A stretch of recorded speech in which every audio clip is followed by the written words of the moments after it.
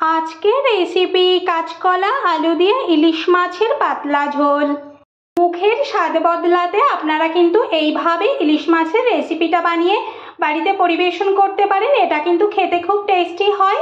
এটা খেতে কিন্তু গরম ভাতে খুব দারুণ লাগে। আপনারা একবার বাড়িতে ট্রাই করে দেখতে পারেন।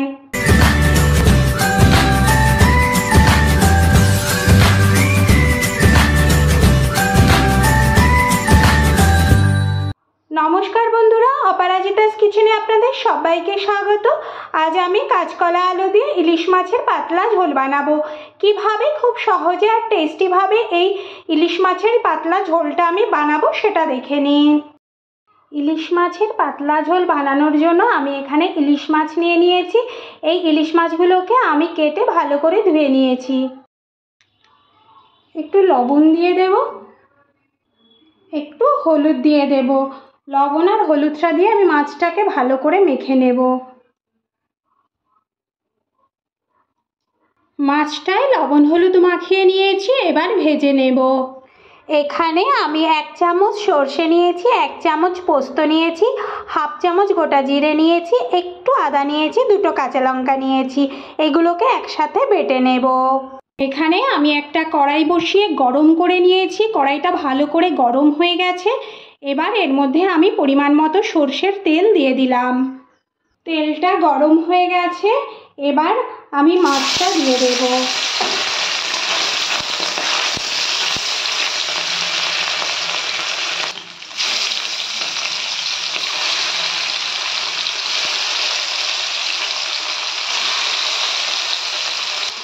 একটা সাইড ভাজা হয়ে গেলে আমি অপর সাইডটা উল্টে দেব। উল্টে আমি লাল লাল করে কিন্তু মাছগুলোকে ভেজে নেব। মাছটা আমার লাল লাল করে ভেজে নেওয়া হয়ে গেছে। এবার আমি এটা তুলে নিচ্ছি।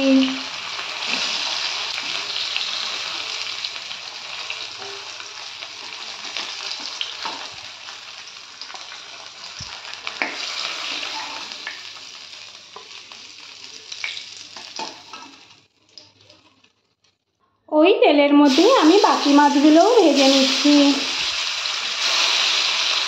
মাছটা আমি উল্টে পাল্টে লাল লাল করে ভেজে নিয়েছি। এবার তুলে নিচ্ছি। এখানে তেলটা একটু বেশি আছে বলে আমি তুলে নিচ্ছি। মাছ ভাজা তেলটা একটু বেশি ছিল বলে আমি তুলে নামিয়ে নিলাম। নিয়ে পরিমাণ মতো তেল নিয়ে নিলাম। এবার এই তেলের মধ্যে আমি 1 চামচ কালো জিরে ফোড়ন দিয়ে দিলাম আর 2টো কাঁচা লঙ্কা। কাঁচা লঙ্কাটার মাঝখান দিয়ে আমি একটু ফেড়ে নিয়েছিলাম।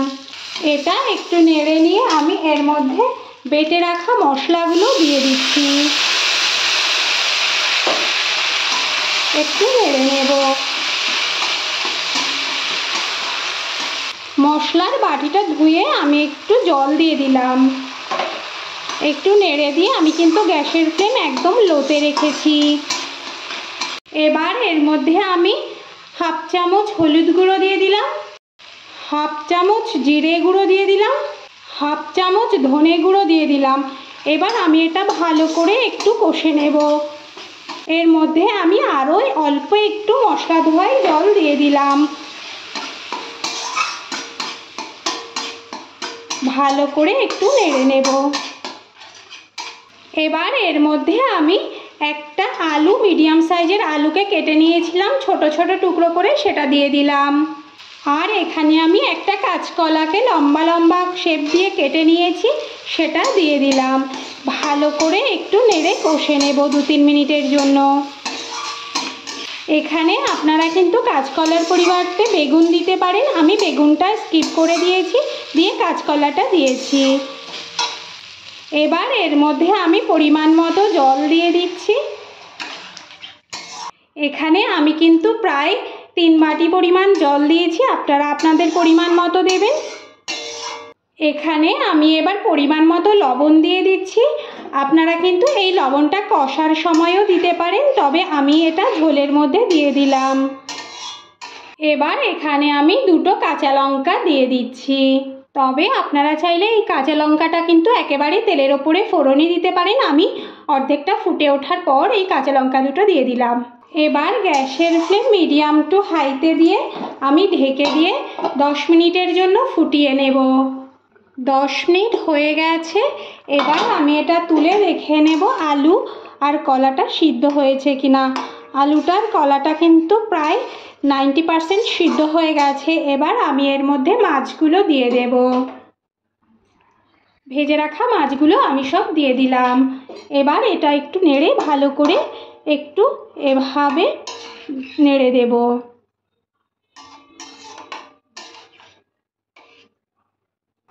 এবার আমি এটা ঢেকে দিয়ে আরও 3-4 মিনিটের জন্য ফুটিয়ে নেব।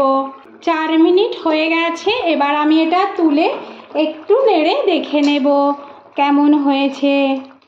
আমার এই রেসিপিটা যদি আপনাদের ভালো লাগে তাহলে বাড়িতে অবশ্যই একবার ট্রাই করবেন, আর কেমন হয়েছে সেটা অবশ্যই একবার বলবেন। এইভাবে কাঁচকলা দিয়ে ইলিশ মাছের পাতলা ঝোলটা কিন্তু খেতে খুব ভালো লাগে। আপনারা বাড়িতে একবার ট্রাই করে দেখতে পারেন। তবে আপনারা যারা কাঁচকলাতে আদা পছন্দ করেন না তারা কিন্তু নাও দিতে পারেন। আমি এখানে খুব অল্প একটু আদা কিন্তু দিয়েছি, এতে কিন্তু তরকারির টেস্টটা খুব ভালো হয়। আমার এই ভিডিওটা যদি আপনাদের ভালো লাগে তাহলে লাইক, শেয়ার, কমেন্ট অবশ্যই করবেন, আর পাশে থাকা ছোট বেল আইকনটা প্রেস করবেন। আমি নতুন কোনো ভিডিও আপলোড করলে আপনাদের কাছে খুব সহজে একটা ছোট্ট নোটিফিকেশান পৌঁছে যায়। সব সময় সর্ষে বাটা দিয়ে ইলিশ মাছের ঝাল খেতে ভালো না লাগলে আপনারা কিন্তু এভাবে কাঁচকলা আলু দিয়ে ইলিশ মাছের পাতলা ঝোল বানিয়ে খেতে পারেন। হয়ে গেল আমার কাঁচকলা আলু দিয়ে ইলিশ মাছের পাতলা ঝোল। এবার আমি এটা নামিয়ে পরিবেশন করে ফেলব।